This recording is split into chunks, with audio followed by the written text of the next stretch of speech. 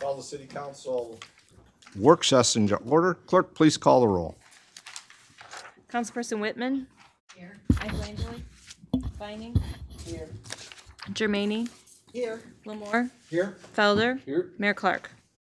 Here. So we have a few items on the work session for this evening. Mr. Pastou, I think you're going to start right off. Yes, first item we had is to talk a little bit about the proposed bump outs on West 7th Street. Part of that discussion, looking at the conversion from its current one-way configuration on 7th and 8th to eventually going to two-way traffic on both. We expressed some concerns with the traffic analysis, in particular between Bacon and Union with the on-street parking. And I think Mr. Lewis, our city engineer, came up with a pretty good alternative for us to consider that would make that feasible, as well as using a low-cost alternative to address all of the challenges associated with it. So I'll let Mr. Lewis go into it at this time. Mayor and Council, Patrick Lewis, Director of Engineering and Public Services. I'll rip through this fairly quickly. I know you have a lot on your plate tonight. Here is the presentation I put together on the potential bump outs. Why is this not working? Switch the other way. No, it was on. There we go. Okay, so I'm going to give you a brief project overview here. I'll try not to read it verbatim, but we were looking at this as a part of the proposed potential conversion of the 7th, 8th Streets from one-way to two-way traffic. I know we had talked about Cass and Harrison several months ago. This is a part of the east-west pair of those. Right now, both of those streets, 7th is one-way westbound between Cass and Union, and 8th Street is one-way eastbound between Rosler and Cass. 7th Street's 26 feet wide, 8th is 24 feet wide. Both have parking on one side, and that would be the right-hand side of each of those roads. It would be the north side of 7th and the south side of 8th. We've done several drive-arounds. Generally, the parking is not too terribly heavy, many gaps at driveways and things. The areas of the neighborhoods that do have driveways, there are quite a few gaps. And what I mean by gaps are if you have a roadway that's not quite narrow enough to pass two cars freely, one has to kind of pause in a driveway, let the other one pass, and then go on ahead. And that is actually a very good traffic calming feature, so we do try to encourage that as long as the density of parking is not too bad. So you at least have, you don't want to sit there for too long, and you also don't want to be 500 feet away from where your nearest gap is. So we did look at the operation study by OHM Advisors, which was presented several months ago, looked at all four of those neighborhood streets, found the conversion to two-way was feasible from an operations standpoint. There was really no operational constraints that would preclude that.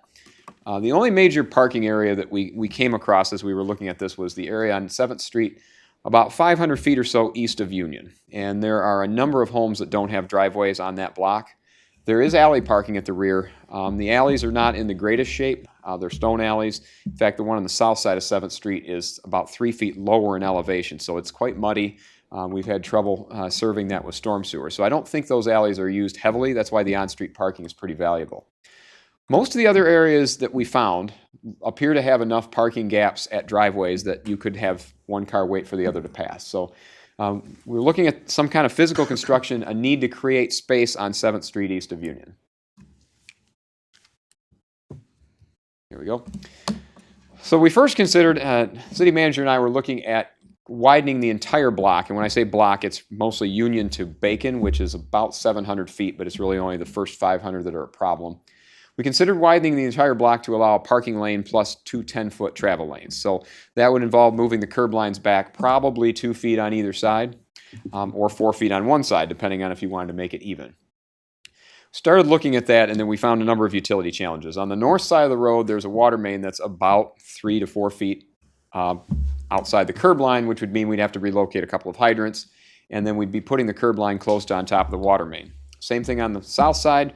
We found a gas main there, which is not necessarily problematic for construction other than they tend to be fairly shallow, and curb line construction may be more damaging than just putting a paved surface on it. So we were trying to avoid both of those utilities. And then the other problem was as you get to Union Street, for alignment purposes, you end up pulling the curb radius back, you do some sidewalk ramp work, relocate a couple of drainage structures. It started to turn into something that's fairly expensive. The other thing was the trees, and I'll get to those in a little bit. Widening it a couple feet on either side would make it a little more stressful for the trees. You get closer to some of the root structures. So we didn't really want to do that. If you went 4 feet, you'd almost be taking all the trees on one side. If you went 2 on each side, you'd be stressing the trees on both sides.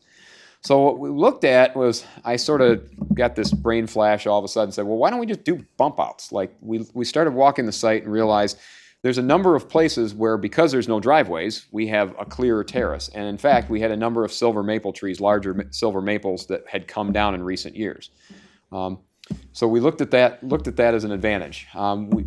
The other advantage, there's no changes in the road drainage pattern. We can actually set these up to keep the curb lines their same alignment and pitch the bump out areas 1 or 2% towards the curb line and leave things as they were. As I mentioned, we've already removed numerous silver maples, and the remaining few that we have there are in pretty stressed condition. This takes advantage of locations with no drives and no trees, and it's a significantly cheaper option than if you were to widen the entire street. Okay, so what do we do here? And I've got the construction drawing was in the council packets, and I'd be happy to put it up here if anyone was interested. But we settled on 3 locations where we could have 3 different bays ranging from 88 feet to 135 feet long. And that just happened to be a function of what we were trying to work around, the trees, the driveways that were there. We cut 8 feet into the terrace, and so it's hard to see up here, but we've got somewhere around 11, 12 feet between the sidewalk and the curb line to work with. So we'd provide a full parking bay, and then, as I mentioned, drain toward the curb with no curb line changes.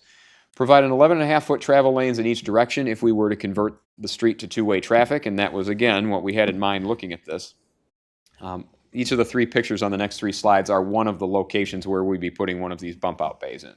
So this is one of those on the south side of the street. And you can see we've got a fairly long run with no driveways, and the trees have been removed already. So we want to make sure we're not impacting parking too badly. Based on somewhere between 20 and 22 feet worth of parked cars per space, we can create roughly, I say roughly because there's a couple of these that you might try to cram an extra car in depending on if people park tightly enough. Roughly 14 spaces, and that's the same as at present on the north side of the street. Again, not knowing exactly how people park between driveways, but theoretically it's about the same number. We actually better protecting the parking because it's off the main running line of the street. Again, not that we always strive for that on all of our streets, but that was an advantage that you could cite. We designed it around all healthy trees that are existing, and we've only called out 3 removals, and those are 3 silver maples on the south side. Again, we could go with 1 less bump out, but the parking would be at a net loss. So we did a cost out, put this by our resurfacing contractor actually from last year because they're more likely to get to it. And that was approximately $45,000 under the existing contract. They did not give me a specific time frame when they're planning to do it, but we would like to, because I know the July 15th meeting is pretty packed. We would like to get this under contract if we're going to do it, not wanting to wait until sometime in August in case they have a window they can get to it. So that's another location there on the south side, and you can see that's a silver maple that would need to be removed for that bump out. And then this is the last one on the north side. As I mentioned, no existing driveways are affected, only service walks, which we can just connect to those bump outs. 2 bays on the south side, 1 on the north side. On-street parking would be, I said allowed, that should be prohibited, 500 feet east of Union, sorry about that. And to the east, there would be 18 feet available for 2-way traffic using the driveway gap. So we'd prohibit parking for 500 feet, and then we would allow it from that point east because that's where all the driveways start to pick up, where the majority of homes have driveways. We haven't seen an on-street parking problem. Again, there'll still be some pausing and waiting for cars to get around, but not as dense. This was parked fairly dense quite a bit of the time. Okay, so what we're looking for, the guidance that I need from council is, do you want me to proceed with bump outs? We mentioned it in the agenda item. Because we're working on last year's contract and we've got all but one of our streets completed, we believe we can fit it in with the contingency in last year's project. But we don't want to just do it. It's obviously a new location and we want you to be comfortable with it. So even though we can fit it into your financial authorization you made last year, we want to seek your approval. As I mentioned, we'd like to get it under contract, though we don't know for sure when they're going to get over there to do it. I mentioned this, it could be independent of the two-way conversion, but practically we probably wouldn't be here if we weren't looking at the two-way conversion. So you could do it, and then if you decide not to go ahead with two-way traffic, you've got some nice sheltered parking bays, but you've also created a nice wide 20-foot plus single lane in one direction, which probably isn't good for traffic calming. The action we've got requested on tonight's agenda is to authorize that construction. The secondary question, which you can or can elect not to tonight if you'd like, is do we proceed with the two-way conversion at this point? We will need staff-wise, I say 1 to 3 months only because I don't know whether priority items are going to come up between now and then, but we're going to need at least a month to get all the signage ready together, get a plan, and start driving the channels in and bag them until we're ready to convert. We would not change the traffic pattern until the bump outs were installed, so we would not make that conversion until they were installed. The only regulatory change that's different that we would have for those streets is adding a stop sign for 8th Street at Rosler, because right now the westbound direction doesn't exist. So I put in front of you, if you choose to take that up tonight, those 2 traffic control orders. We didn't necessarily have that on the baseline recommendation, but I wanted to have them there in case you decide you wanted to proceed with those. So I believe that's all I've got. Questions for Mr. Lewis? Brian? Yes, Pat, how would this affect the public services such as trash and recycling if you do those bump outs? The challenge in the bump outs could be, now again, keep in mind they're supposed to be able to go behind parked cars and pick up trash barrels now. Sometimes that is a challenge. When you've got a parked car there, they'll miss it. I don't know that this makes it any less favorable than it is at present, because you still got the issue, whether you're behind a parked car that's on the running curb line or you're behind a parked car that's in the bump out area. So I think it's probably neutral. It's hard to say, but part of what we've seen too is that the heaviest parking seems to be overnight too. Because when I was there during the daytime hours walking around, it looks like actually most people take their cars and go to work. It's not one of those things where they sit there all day. So we thought about that only because when you see the photos, it's trash day. So that was the first question that came to mind, I'm sure. So we don't think it would be overly problematic. I mean, you're only really talking about 2 or 3 lots on each one of these bump outs. So in theory, you could set the trash on either end and it would only be about the middle lot on most of these that would be kind of pushed back 8 feet. So could be a minor issue. I don't think it's a major enough issue that it would be a deal killer. Excellent question, though. Appreciate it. Thank you. John? Your Honor, if we do the project, which I have no problem with, but when you went through the photographs, it just reminds me of the city's policy in the past that when they take down trees, they don't reinstall trees, because that street is a prime example of a street that doesn't have any tree cover.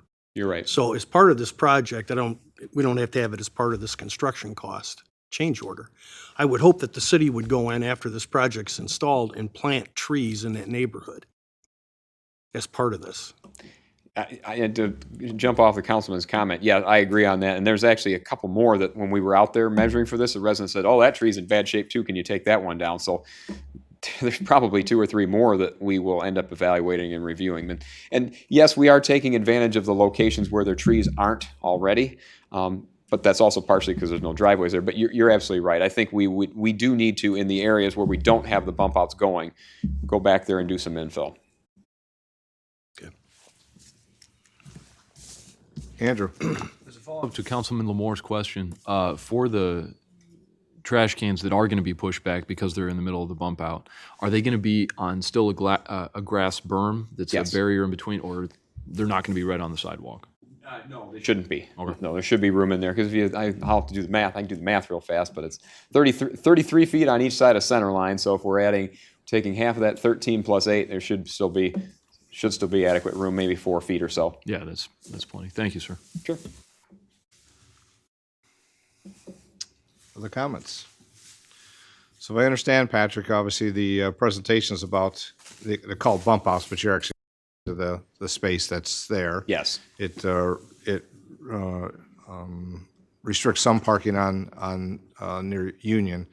Going back east, is there parking going to be continued there? Yes. We felt that the rest of the blocks going east of there Right.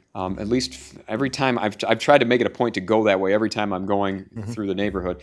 There are parked cars, but there are also driveways. And so wherever you have driveways, you still have at least several places you can pull off, wait for the car coming at you to proceed. Okay. So we don't believe there's, I mean, you can always find, maybe somebody new moves in, starts parking 4 cars on the street, and all of a sudden you didn't have a problem before, and now you do. But we believe this is the most problematic area. There's open space for the cars to where they're parked, and this would allow space for those where there are no driveways. Yes. That's the intent. Yeah, that's the And intent. of course, the discussion that the council's having regarding one-ways and two-ways, this, I agree. If we're not really considering going to two-way, then why would we do the project? So it's really a step toward that, and I think council just has to be aware of that as well. I would not be presenting it to you if we weren't looking at the two-way conversion. So. Other questions from council? Mr. Bastu, you're looking for? No, just, we are looking for council action tonight. As Mr. Lewis indicated, it's on there to move forward with doing the bump outs as proposed.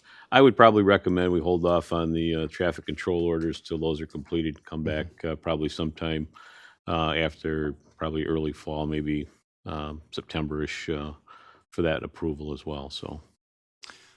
One last question. I understand, if I recall correctly, some conversation as this was starting to be looked at, conversation or contact with any of the neighbors or a few that come out?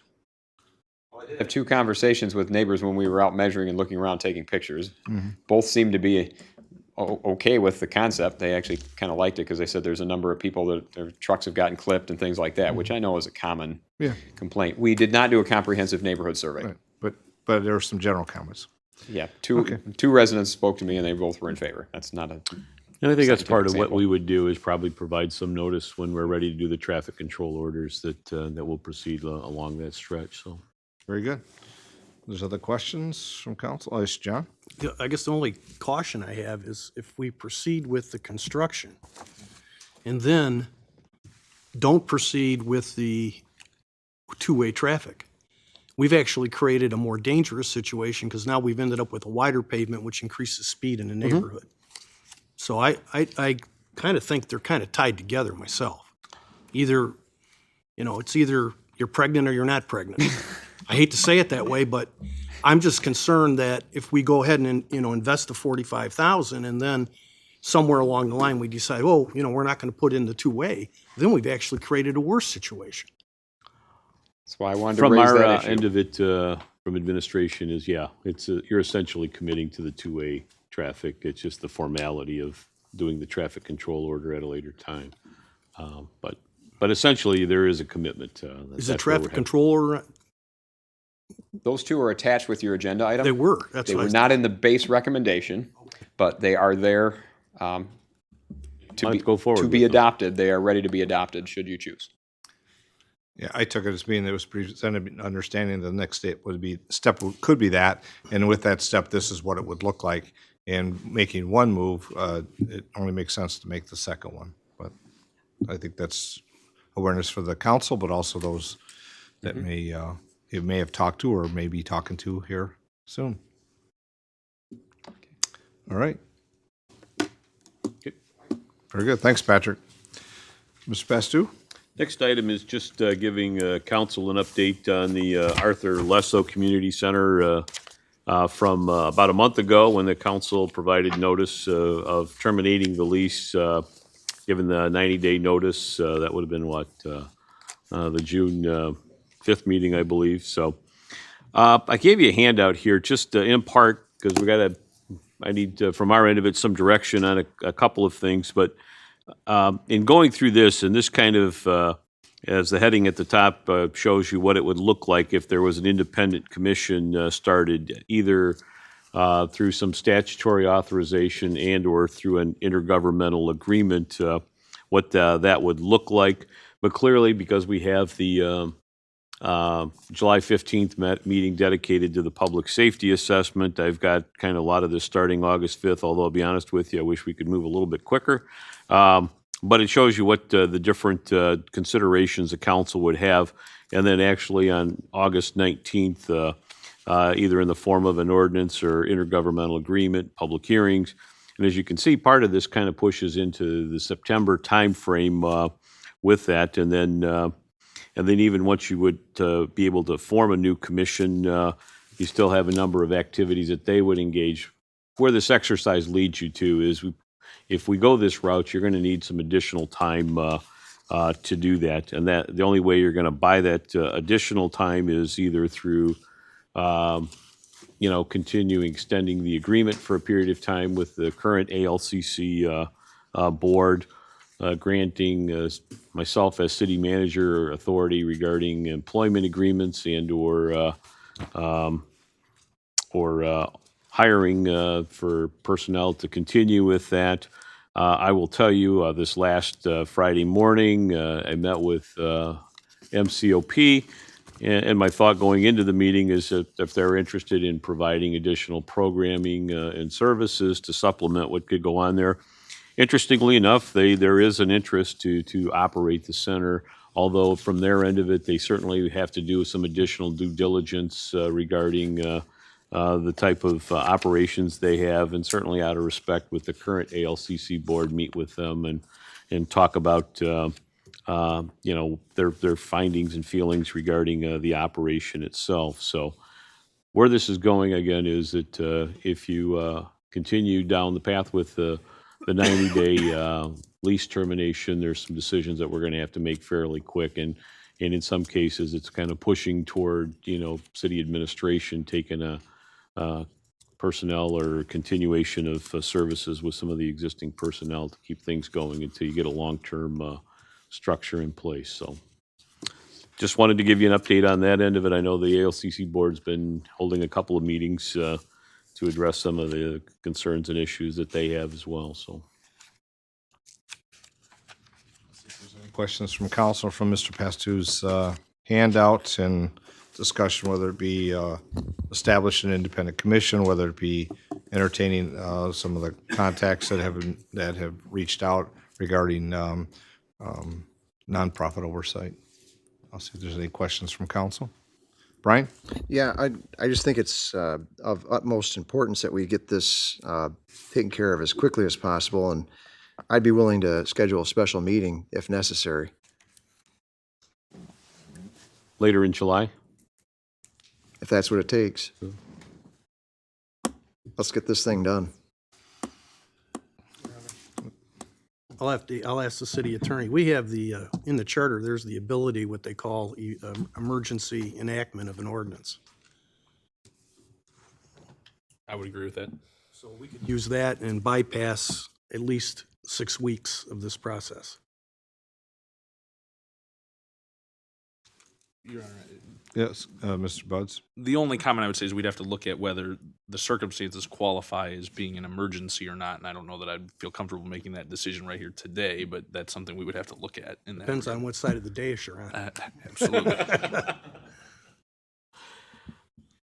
That there is an option there if the attorney feels that it would, quote, be a emergency, that we could shave off some time and move forward quicker. So Your Honor, I guess I'm asking the city manager, I'm trying to get my arms around what you're proposing here. Can you go over it in a little bit more detail? I think in the easiest part for me to explain it is, if you set up an independent commission, for them to get fully functioning, you're probably looking at the end of the year to do that. I mean, just as I wrote out the timeline of all the different activities and tasks that would have to take place. And so if that's the direction council was to go in, okay, you got a couple alternatives: either extend, the lease agreement and or grant, city administration additional time or the authority to, make temporary hires and or temporary employment agreements to maintain the continuity of services. So that's what this is say there's a lot of steps that need to, if we go the direction of forming an independent commission that to go with this. So, I mean, it can be done, but obviously there's a lot of things that would need to take place to get it rolling the way to be effective and efficient. So I want to go back to Councilman Moore, just a follow-up question to his comment. But then, so if I understand this putting a independent commission together is going to take some time, as you've outlined, is what you're presenting to us. Councilman Michelangeli is asking the attorney, is there an exception in which falls within to expedite that, the time frame, not to cut corners, but is to get things in place if there was an establishment of an independent commission. That's the way it took us. So I'll wait to hear back from Mr. Buds, or we should be waiting back to hear from Mr. Buds regarding whether that's even feasible or not. But I understand Councilman's thought is, time is of the essence for everybody involved. So I'm going to go back to, Brian, your comment was, a special meeting. Then my question is, does a special meeting in July actually get us anywhere closer by having a meeting in this process? I'm not sure that it does, because there's a lot of things that need to be done. On the other hand, if it's a special meeting because there's considerations of establishing a manner in which the center is going to be run from any nonprofit or others that have made outreach to the city, then I think that might make sense, because then there's things that could occur outside this formal structure that I understand. So, Brian, I don't know if that helps or not from what It I'm does a little asking. bit. I mean, I'm just trying to get to a finalization here so that we're not leaving all these people in limbo as to what we're going to do. And that really is truly, part of the driver with this. And I'm just looking, if we picked out, to say, the 22nd, which is a Monday, I outlined what your alternatives were at the last meeting. But what I need to do is actually give you kind of a full-blown report. Here's your alternatives. Here's the pros and the cons for their implementation. This gives you a piece of how long this independent commission would take to implement and all the tasks that would be there. But all of them have various independent actions that would have to take place. For example, if the city ran it for a period of time, how does this work? And, what authority would you need to grant me as a city manager? And, I may end up having to negotiate, some sort of memorandum of understanding with Comia One bargaining unit for this short duration. So those are the type of things that could get you a full, complete report of here's what your alternatives are, and lay that out, so. And there may be, as I heard Mr. Pastu say, there's those that may have an interest aren't willing to do so unless, of course, they meet with the current ALCC board and have a discussion regarding current, let's say, operations and what likelihood that may be, whether it's in a partnership or otherwise. So, but I leave that to the those that have at least reached out for them to make their appropriate contacts. And that might also set the timeline whether they're moving forward fast enough as well in that respect. And I think that may be, if I may, through the mayor, just to follow up on that with, there would be a better handle if that is an option. We can fine tune whether that one's still on the table or not, and get to a point fairly quickly that, okay, these are your legitimate options and alternatives for consideration, so. Okay. And I guess from that, then we'll know if there's a need for a special meeting or a meeting to come back to start accelerating the timeline, I guess is a better way to put it for me. Other questions from council for this review? Andrew? Regarding the alternatives that were proposed last meeting, do you still see all those as viable? Or if some of those, given the time to implementation, some of those have a narrower window than others to implement if we're going to do so. Yes, I think, and that's part of what I would anticipate with a couple of them, is they're going to have a longer duration for implementation, and what's the interim plan to get there. I'm just kind of looking at my calendar, and I know we're meeting on the 15th. I clean my, frankly, I won't be looking at many fact sheets for that meeting on the 15th, so I'll commit to get you an outline that has the details, so it goes out maybe that preceding Thursday. So if you decide that you want to try and schedule a special meeting to review those and provide some direction, that would be fine. So I'll commit to have you something by the end of the week, of that week of the week of the 8th to consider. Very good. Other question? Oh, I'm sorry, Andrew. I'm sorry. Thank you, sir. In your discussions with nonprofits in the community, have you received any interest of any other nonprofit wanting to take ownership of the facility? From an operational standpoint, no. I think there's a lot of interest with different support programming that they provide, but MCOP, was the only one that really showed any interest. And candidly, at the start of the meeting, I didn't anticipate that. I thought it was, what other programs could offer and what have you. And again, I caution that because they still have to do their due diligence with that as well. They would like to meet with ALCC board members and talk a little bit about that. So, but they're the only one that outside of the current ALCC board, private nonprofit that I know of that would be interested. So, Okay.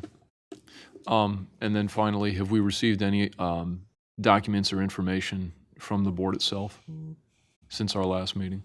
from The board itself? the regarding- ALCC board, Yes. no, I don't have anything. It's Okay. Michelle? Vince, has there been any other discussion on extending the September timeline for financial reasons? Has there, anyone? I think spoke it's about that? mostly, from my end of it, it's more, the consideration is operational. There is a certain cleanness that goes with an end of the month, end of a quarter, that type of thing.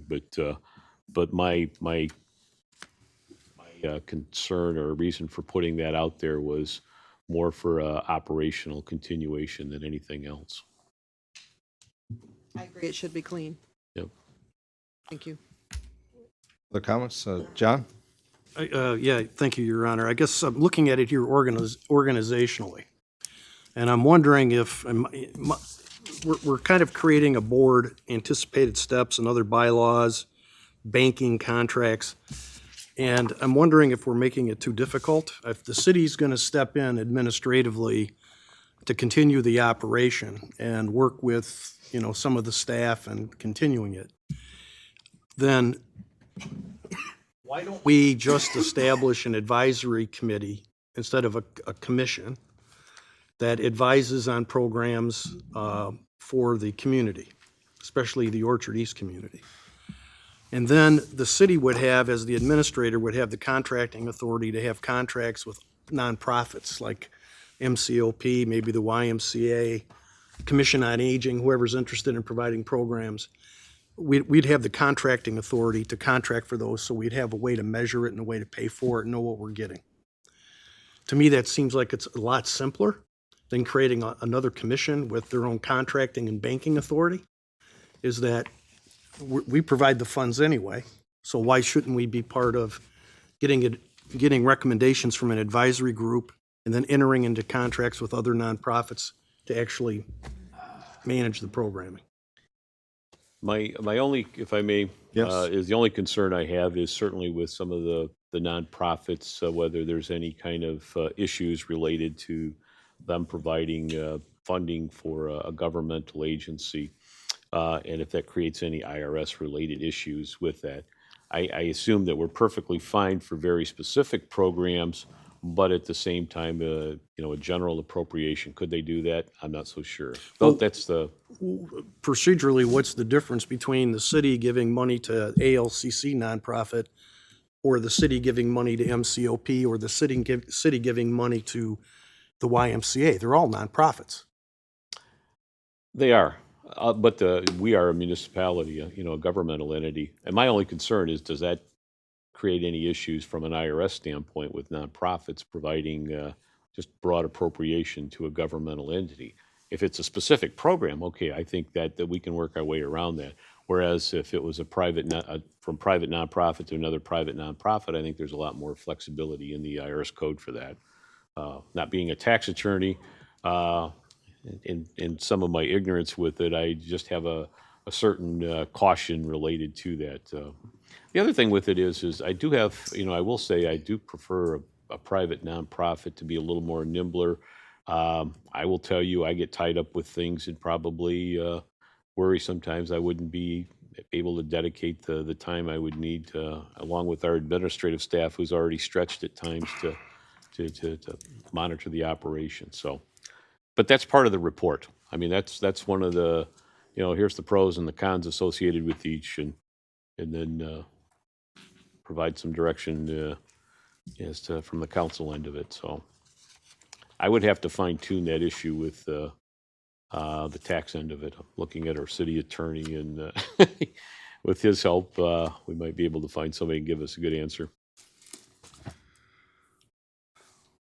Well, I think this is, I'd just say, some information from what came out of our previous discussions, whether it be establishing a commission or not. I think these are good questions, good discussion. There still are other alternatives, I think that's been stated from the first meeting as well as this meeting. So Vince, as you bring those items back, it'd be important that we see those as we have to make a decision here on one of the routes or two that could be, and whether where we end up. So I look forward to what you send back, and if we have to have a special meeting, I'm sure that council should be looking at their calendar on those dates as well. I don't see any more questions. Do you want to take any from the public tonight or during the work session, or? I'm not opposed to that. I think just a reminder of the fact that there's a couple more items that we have to review on our work session. I think there's time to do that. There's comments from those present that wish to speak. Yes, sir. Name and address, please. My name is George Barrett. I live at 1326 North Rossler. I think Brian Lamore is our representative. I want to give you some information about the board and what we've been through, okay? Because no one's really responded. Okay, what has happened, I'm the second longest member on the board, and I've been there about 2.5 years, going on 3. It's kind of like a board fluctuating, new people coming in left and right. Basically what it's happened, and the people on the board are professional people. We got principals, counselors. I know words have been said in the paper that probably isn't even appropriate to say about it, but we're struggling, we're volunteers. So basically, when the city came up to us, they had asked us, because before you gave $140,000, but you had a director, a secretary, and a full-time custodian. And basically, that ate up all the money, okay? They weren't no fundraising. I don't really think there's many grants written since I worked there 35. I spent 17 years working there 50 years ago, okay? So I spent a lot of years there. So basically, the board has always been in turmoil, okay? When I got on, they weren't hardly even having board meetings. So we at least got a functioning board to have board meetings. So basically, the money given cannot take care of what needs to be done. I mean, the new guy that came in, Mr. Hill, he brought in a whole new staff. When we interviewed him, his record looked perfect. I mean, myself, Ms. Binding, Mr. Marty back there, and Mr. Hookrattle, of the 3 people, he was the best selection. He came in and he brought a whole new way of setting up the center. He brought a whole new staff in, and he brought what you call safety was the most important thing. Now that we're in a closed session, we had a bad incident down there that could have cost a lot of grit. And safety is the most thing, because if you're going to run that building, it's 2 floors, and safety is the most important thing because you have people in there all the time. Anything could happen in the back. So when I worked there, we always had 3 staff on, and that's part of the city. You have to pay for that. Okay. Right now, we're financially hurt. I'm acting treasurer, and right now, due to the severance pay, we had to pay for the 6 months severed, and her 11 weeks vacation she said she had coming. That came close to $35,000 plus the bills they added up that weren't being paid. That was another 15 plus the staff we have now. So we're hurting financially. There's no lying about that. So basically, you got a board that's there now, and some of them are just fed up. You know what I mean? They're volunteers and they're just tired. They're tired of getting beat up. So most of them are just dropping out, and the ones that are left are trying to make a go. But evidently, some of you have your own mindset. But that's fine. But the most important thing we got to remember here is what's most important here is the city and the youth in the city, okay? When you take it, and I'm going to give us a little history lesson. I've lived here all my life. Remember about 8, 9 years ago, we had the Great Recession here? Well, take this. All these homes on the east side, west side, north side, they were giving them away. As a matter of fact, I bought a $200,000 home right next to me for $65,000. I mean, we were stealing. Do you remember when Lazy Boy was 99 cents? Okay, George. What? The ALCC, and we're trying to get Okay, these thoughts well, that the we had. LCC, but I'm just telling you, what has happened is our town, I'm not trying to get around it, we're a poor town. Every time I go down on the east side, it says across the tracks. Personally, I think the tracks start at the YMCA. No one's going to build a new house in this town. You guys are responsible for everybody that lives here and the kids that live here. I'm not getting off track, but I'm saying, are we really thinking about the people that live here? We're 20,000 people. You know, you got your recreation department sitting upstairs and somewhere up here. Why wouldn't their recreation department go down there with the new facility that you're spending all that money on? Why wouldn't they go down there? I hear people don't want to go down. I worked there 17 years. I kicked people out of there. No one ever touched my car or hurt me. See, we still think the East End is the East End. And that's sad. Because you got Pastor... George, that's not the topic here, and I don't agree Okay, with I'm you. talking about the ALCC. And I don't agree with what you're saying, but that's okay. The point is, we're talking about an independent commission or not, a continuation with the current board, or continuation with another independent nonprofit. Okay, thank you. But Thank I'm you. talking about what you guys, the decision you're making for the city. Is it a right decision or wrong decision? You own the building, but you're responsible to me. I'm a taxpayer. I pay $6,000 a year on taxes. Am I not worth anything for 2 houses? I bought one right behind me. I'm looking for the citizens here, the people, the kids, the ones that are, when I go in my neighborhood, not gonna say it, there's no kids in the street.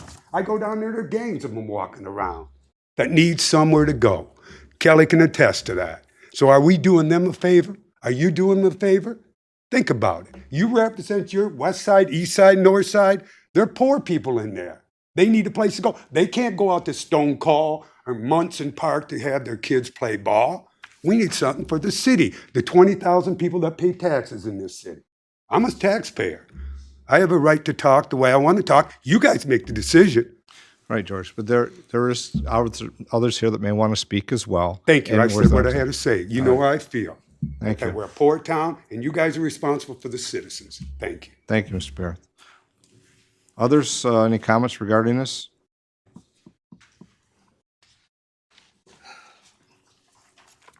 Hi, I'm Martin Freeline, 1419 Peter Street. Just want to let you know I have everything that you guys wanted on the funding agreement. At this point in time, I looked at it, read it through cover to cover 2 or 3 times, and I didn't realize that I hadn't turned any of this in. So I just want to let you know that I have everything. I have copies. I have hard copies. The center was supposed to email everybody, but apparently they didn't. I do have hard copies so everybody can see that we have everything. We got to define some things. We got to work together, but if it's not and you got a commission and everything started, I just want to do everything I can to close the nonprofit ALCC. The only thing I would respectfully ask for is the ALCC, that weight room wasn't bought by wasn't bought by city funds. That weight room was bought by those lifters in there. I was one of them at the time. I'd like for it still to be the ALCC weight room. That's all I ask. Thank you. Thanks, Marty. Marty, you made a comment. I just want to have a question. Then you sending information, you can send it by email. That I don't think they emailed it. Okay. Everybody pretty beat up, so I do have hard copies of everything on the funding agreements, and I got them. I know Mr. Barr said it, and as did yourself. He said there's some meetings and stuff, but with that meetings, as we know, the city manager is the member of the board, but he's not been invited to the last 2 meetings. So we need to make sure. Have him on my email. I didn't have him on my text list. I don't email. I don't type very well. Okay. So that's why the lack of communication was going on, because I really don't type in email. I called Vince Friday to let him know I'm sorry. I didn't know he wasn't on there. When I looked, Trying to make this work together and have that's all I want to do. Have everybody's input, and then we can share and have conversation as we're moving forward. It's difficult to do if not all the members of the current board who are there are a participant. So I'm sure there's minutes you can forward from the discussion. As was said, there was discussion in moving forward, but the city council doesn't have that information. And Mr. Pastu can't provide it because it wasn't at the meeting, because there wasn't an invite. So if we could send that along, it'd at least give us some foundation understanding what's transpired. I appreciate totally it. agree. Thank you. You are our governing body, so you're our major our funder. You should know everything that we know. So thank you. Other comments from those here?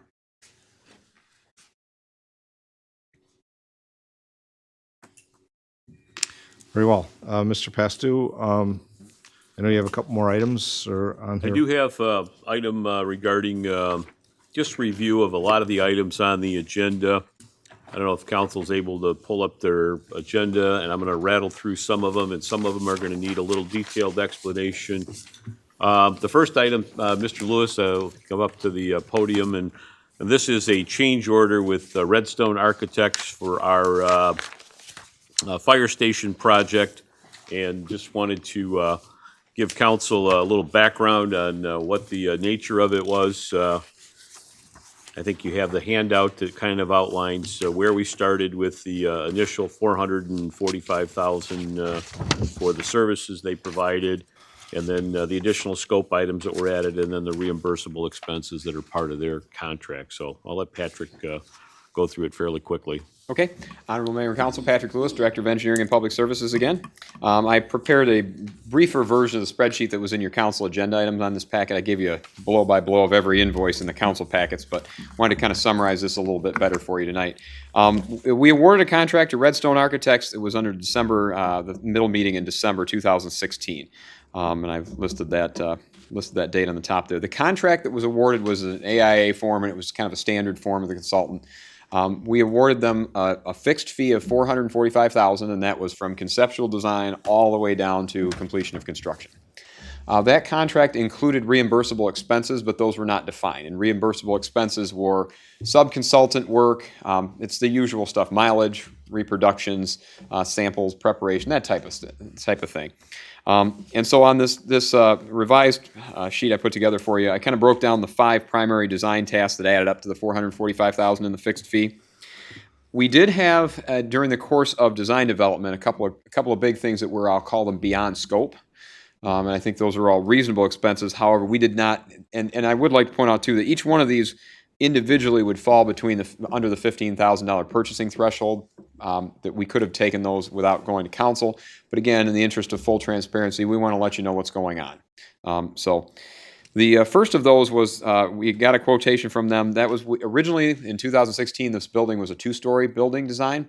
We were looking at, once we secured the Lincoln School site, we had plenty of property to work with, so we were looking at that going from a 2-story to a 1-story, and that was designed partially as a cost-cutting measure. We could save on stairs and elevators and that type of thing. So we did authorize a change of scope. At that point, it was just a conceptual level, so that was another $10,000 that goes towards that, making that change, which is what it is today.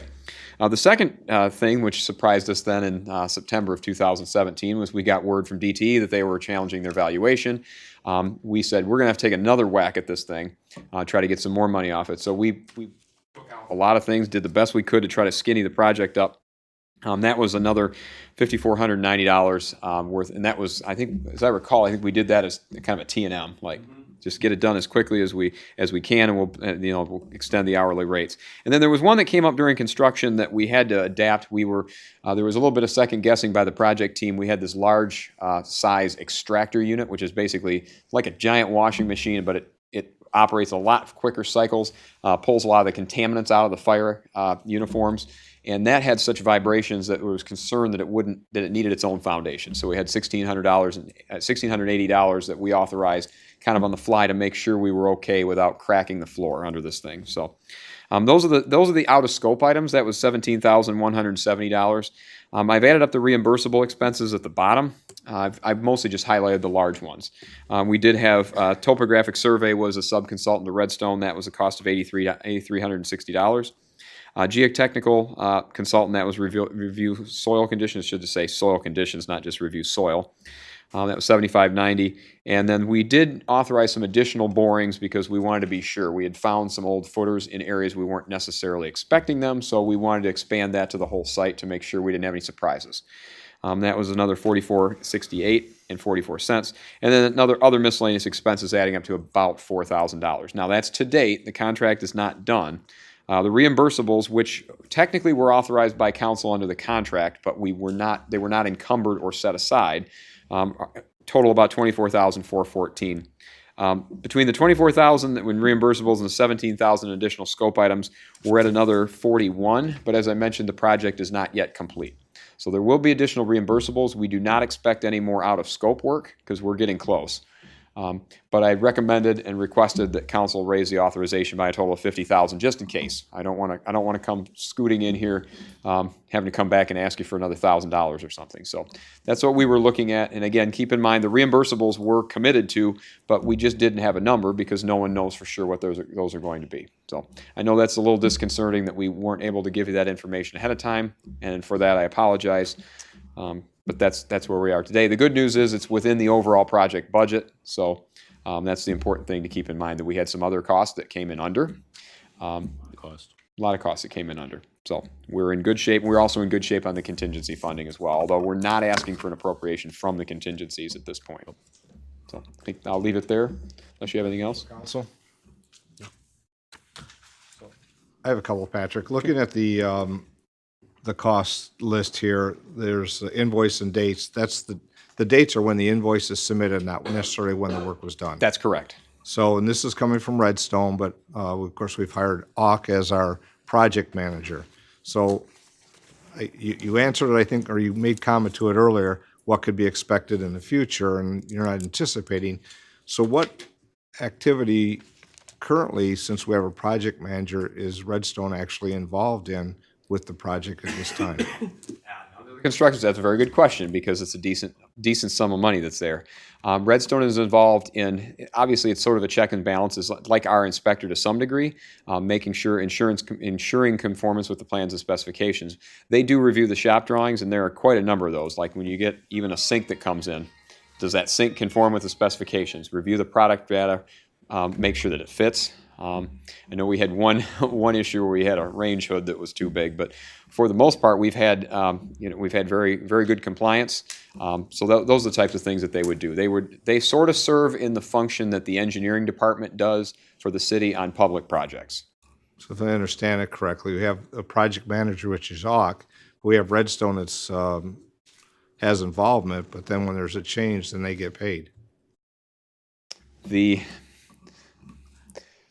In the one case, though, I think the most recent one is, looking at the extractor piece. There was just Right. a quick analysis to make sure that, and as Patrick said, that there wasn't going to be any problems with it. And we were at a point in the project where we could fix it if we needed to, and obviously didn't need to, but there was a concern. I think that came up from Auk as well, did it not? Auk was the one, yeah, yeah. they raised that issue. I think it was Yeah. one of their subcontractors that said, should we have a separate pad? Should we Yeah, have it yeah. isolated from the rest of the floor? And I don't have a problem with those, because when I look back, I know that those were done long before the building was put up. So it wasn't something that was decided Right. last week, or the date in which it says on here, because I know it was done before that. So that was really what I'm getting at, is anticipated future as we get closer. And we are under, which is good, but that doesn't mean there's latitude for other things too. Oh, right, yeah, and I can tell you, we're past most of the danger points. In fact, we're putting the parking lot. I think they're still trying to get the parking lot paved in the front this week still. So we've got all the drive approaches in, the main aprons and things, and so we're out of the ground, and so that's a positive thing. I understand your point and your concern on that one. Yeah, that was raised by Auk, saying, well, we might want to take a second look, because that could be significant if we set a large unit on top of the floor and it cracks. Okay. Thanks, Patrick. Thanks, Vince. Well, because of the amount, and I wanted to have that discussion with council, so you knew under exactly what we were providing for you. So, as I go through the rest of them, because these are all under consent, the memorandum of agreement with Comia One, it's a retiree from public safety serving as a full-time inspector. The essence of it is that he would not be contributing to the pension system, nor contributing to the retiree health care. So there is a savings related to the operating cost, if you will. But because there is contractual language, we needed to get that letter of understanding. I'm going to keep moving along. Purchase of tractor-mounted boom mower. This is the one we talked about earlier this year, where we ended up with, I think, most of our work going to Noel Lawn Service. But as we're going to start clearing more and more along the riverfront, this would give us the mower capacity to have our DPS more involved with it. And you can see it's just a little over 20 grand. Purchase of a new tractor for the Parks and Rec Department. It is in the budget. The purchase of delinquent tax parcels from the county treasurer. I listed 5 parcels. We reviewed a couple more afterwards and decided that you know, that, and actually I will tell you, it was a good meeting that Mr. Green, I know Mr. Buds was there. We went through some of these, and a couple of them, even though we're not purchasing it, we basically have rescinded the purchase or the occupancy for those buildings until they address some of those things. Structurally, they're fine. They just need to be brought up to date, and we think it could get back into the marketplace pretty effectively. The item with the charter amendment is just kind of an oversight after our last meeting. The clerk sent me a nice note that her and the city attorney realized that I'd forgot one, and this would be the one eliminating anything with representative board of supervisors that was eliminated back in the late 60s through a Supreme Court decision, one person, one vote. Legal doctrine. West 7th Street, we talked about that as well. If you're inclined to include the traffic control orders, I would probably recommend that you pull this from the consent agenda for council action. Resolution, Floral City cider for on-premise tasting room. It's been reviewed internally, and no issues from community development or anything like that. Change order for our 2019 asphalt patches. The one at the bottom of that page, I really do want to spend, I think we're doing okay time-wise, is based on some comments I received with the resolution changing the schedule for the July 15th meeting. And in talking with our consultant, our lead consultant with Fitch and Associates, I had planned on just having a very brief agenda and then basically having that on the third floor.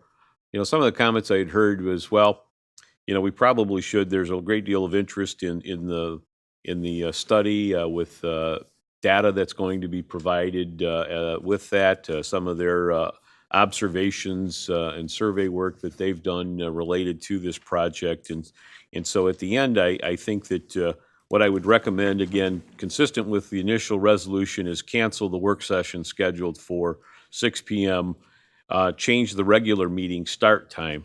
On number 3, I actually had recommended moving it to the third floor conference room.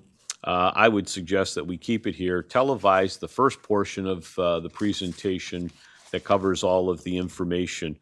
And as you look at paragraph 3, down there, you'll see it's pretty much the same items I had, other than I put public safety presentation and closed session regarding labor relations, which is optional.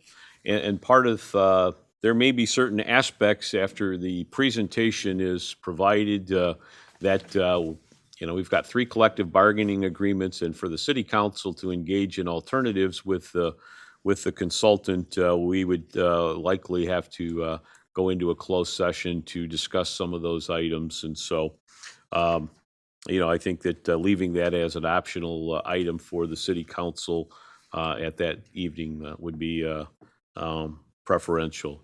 I think initially I had indicated the preference was to have kind of a working roundtable format, mostly for the purpose of the city council.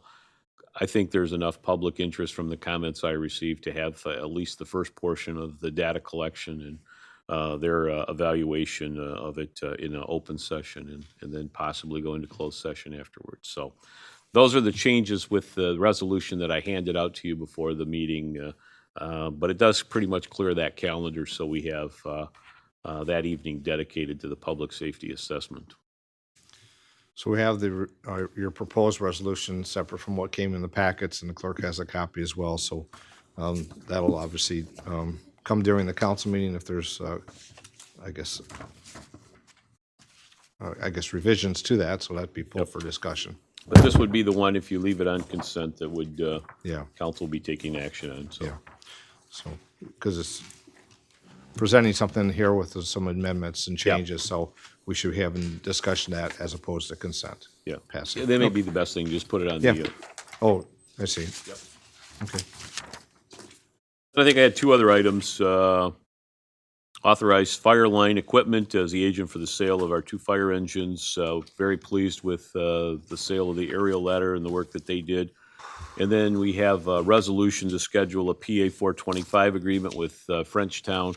This would involve the land swap in which the city would receive 8.2 acres of Lazy Boy. Well, it'd be the city's jurisdictional control of the 8.2 acres at the Lazy Boy site. And then in turn, the township would get the Quality Inn property on the north side of North Dixie. As a result of that, that would square up their boundaries on the north side. This would provide a lot of the parcels associated with the Lazy Boy site. So, and I would, at the August 5th meeting with the public hearing, we'd certainly go into a lot more detail with the PA 425 agreement. So, questions, thoughts, comments? Questions for the manager? I don't see any at this point. John? I just, for procedural, this resolution that you have Yeah. on the table goes, we need to amend, we need to pull something off. Yeah, I think, looking at the clerk and the city attorney, Your Honor, I Yes. would say since there's a change with what is being presented tonight at the work session from what was in the packet, I would recommend that that be pulled and that the motion be to use the amended version presented here tonight. That'd be 2489. Correct. Okay. Plus this item that was in our packet that get put on the website to the clerk's office, and if there's a change to it into a resolution, we should be making conversation, but also the new version known to the public. Yes, Your Honor, John? Yeah. another question. If we want to take consideration on the traffic control order, that would go where? I would recommend that go under, you pull that from consent and put it under council action. The bump out construction?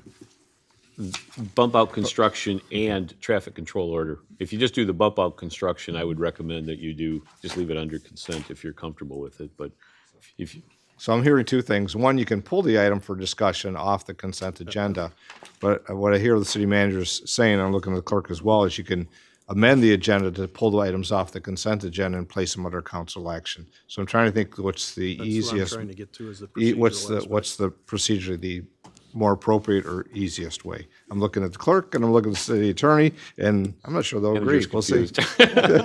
I think I know what the clerk would like, but we'll see. Your Honor, my position would be that if the question is procedurally, how do we get items 2484 and 2489 to be on, for council action instead of on the consent agenda, I think that it's accurate. There are two ways to do that. One is that there could be a motion to amend the agenda to remove both of those from consent and move them to council action in one motion at the outset of the regular meeting agenda, where that item for amending the agenda is, or when we get to the consent agenda, any council member could pull each of those, and I think either of those I'm comfortable with. I think the other item on 2484, I think, to piggyback on what the city manager was saying, if the view is that can stay as is and just be about the bump out construction, that could stay on consent agenda. Right. If there's going to be discussion about adding in the traffic control orders, then that should be removed from the consent agenda for further action and modification of the motion that's proposed. And both of them, if that's considered, would be revised, but so would the last one be revised because it's a resolution, so. I'm looking at Clerk Treasurer LaVoy for any comments. I would prefer just to pull them from the consent agenda as we would any other item that needs to be changed, and just deal with it where they currently lie on the agenda. But if we want to do those kind of drastic changes to the agenda, we can accommodate that as well. Understand. So maybe we'll come to consensus. You know, the items when they're pulled for discussion off the consent agenda, it's usually a council person that has something they want to ask or something they want to inquire about. These obviously would come forward because they were on the work session topic, and as a result of conversation, the work topic, we're pulling it from the consent agenda for discussion, not replacing it on the agenda, just And pulling it out. modifying it, and we've done that Yeah. before with Yeah, items. absolutely. So I'd say whatever is going to make the procedure go as smoothly as possible and be most understood by not just those here, but those at home is probably the best way to go. Okay. Vince? Last item I have is just giving council an update regarding the 2019 River Raisin Jazz Festival. A lot of staff members met with representative from the Altrusa Club, Brad Schreiber, and also Alexander Zonchek was present on behalf of the sponsors and organizers for the event. This was last Tuesday. And just going through it, one of the things, we talked about was discussing the reduced scope of the project. Had to make sure that we understood there's a lot of administrative items. The application was submitted by Mr. Schreiber. It's got to come from the event organizer, Altrusa Club. And we talked a lot about the site plan and event logistics and security related to that. Make it very abundantly clear, we do need to have the city named as additional insured. Mr. Schreiber is going to provide an updated and amended application for the event. And we had a good discussion. Look, Altrusa Club's got to have the cash for this thing to go forward. I think they're getting there, but clearly that's something that has to happen in order to pay the vendors. We don't want to find ourselves in a spot where all this activity is taking place in preparation and entertainers and vendors are getting shortchanged on it. So we wanted to make sure that was in place. On the backside was a budget that we received at the meeting. Clearly, if you look down there, you can see an allocation for $35,000. That is subsequently being changed. Part of Mr. Schreiber's, on behalf of the Altrusa Club, is going to give us an updated and revised budget for the project. And then our new GIS coordinator, who is a city employee, not a contractor. I heard it. She helped with putting this together as far as just a very basic site plan, if you will. And in fact, provided, we offered up to some of the departments if they needed more detailed sub-plans to go with this, that capability exists. But at least gives us a framework for operating. The event would take place on Saturday, the 10th of August. Entertainment would start somewhere around 1 o'clock. A lot of the setup will start probably that Friday evening. Captain Tolstead with the police had been in contact with SMCC regarding some of the issues. They're no longer going to be having food vendors there. They may have a couple of folks, but working out the details from an emergency standpoint. We do have shelter if we had to take some of the patrons for the event into a shelter in the event of a storm. So just wanted to give you an update. This is where things are at. Hopefully we'll continue to proceed forward with it, but a lot to do, short time to get there, but I think we're making headway. Any questions for Mr. Pastu on the last item that was least on the agenda for the work session? So I have a quick question, Vince. I know that I think you covered it. It's come to know that the Mr. Schreiber and the Altrusa are working with the SMCC regarding potential use for some of their property to be on them. And I'm sure while it's not our agreement with them, it's knowing that things are in place to make sure their coverage of what they need to do for the city also extends to SMCC. And the reason I say that is because we're being asked to close the street, which means they're going to be on the other side of the street, and we'd want to have a complication that then changes that. Yep. And other users, other things they may be making available. Agreed. It's not the city making the arrangements with the SMCC, and I think it's great. It's very gracious. They're willing to. Yep. While they're not doing the same they've done in the past, they are willing to be a partner. I'm really thankful for the shelter in place if there was a storm. But I also think about that logistically, both for police, fire, medical, knowing what could occur or where it could occur allows them to prepare and plan for that. So that's kind of my thought on that. But look forward to seeing what comes back in the Yep, end. and clearly Captain Tolstead provided a pretty detailed explanation, with the discussion that he had with SMCC.